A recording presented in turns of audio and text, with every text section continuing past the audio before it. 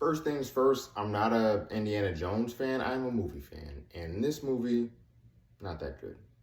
So Indiana Jones and the Dial of Destiny is the fifth installment in the Indiana Jones franchise. Yes, Harrison Ford has reprised his role as Indiana Jones, but did he really? A lot of this movie takes place with CGI and a lot of backstory and flashbacks, so he's not really in the movie, but he kind of is. I'll tell you what, the first 20, 25 minutes of this movie, I was actually excited, sat up in my seat, and I'm like, wow, this actually is a pretty good movie. However, I feel like this movie was just a money grab and they didn't need to necessarily make it.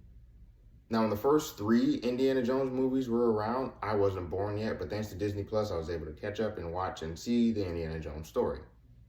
So it was actually interesting to watch those movies, then watch this movie to kind of see the connections from the past to the current present. One thing I really didn't like about this movie is the heavy use of the CGI. Granted, we understand that Harrison Ford is going to have these dramatic chase scenes, but they hid it from us. There was one scene where a person's on a motorcycle chasing a plane at night in a downpour. I couldn't see anything. Also, de-aged Harrison Ford's character, Indiana Jones, is talking, and then sometimes the lips didn't quite sync up, and I'm like, if you're this shaky with the CGI, just don't do it. Another thing that was kind of weird and forced to me was Feeney Waller-Bridge playing Harrison Ford's goddaughter in this film. Feeney Waller-Bridge and Harrison Ford chemistry for goddaughter and godparent definitely seems forced, and they seemed like they were uncomfortable on screen.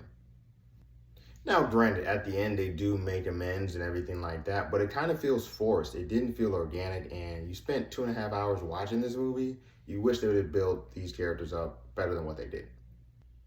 This movie isn't all bad. Mads Mikkelsen does show up, and he's a perfect villain. He's stoic, doesn't really talk much, but when he does, you feel it in his voice, and you feel actually in danger. Although, there is a scene where Mads Mikkelsen's character does take a hit, and you would definitely assume he's dead, but he's not. There's no cut, there's no scar, there's nothing. And I'm like, okay, that's the type of movie we're rolling with? Fine by me. Overall, for me, I believe Indiana Jones and the Dial of Destiny is about a 5 out of 10. Like I said, the movie really started off strong and great for the first 20, 25 minutes, but after that, the rest of the 2 hours of the movie is very forced, boring, and not very good. I personally don't think they should have made this movie at all, but Hollywood needs money, so they made it and got us to watch it. Maybe if this movie would have been cut down about 30 to 35 minutes, it could have been better, but unfortunately, they just dragged it out, and it was a snooze fest. Like I said, Matt Mikkelsen's character and Harrison Ford's character have great spotty moments of being fantastic on screen. Phoebe Waller-Bridge's character, not so much. I think they could have replaced her or had her do better acting.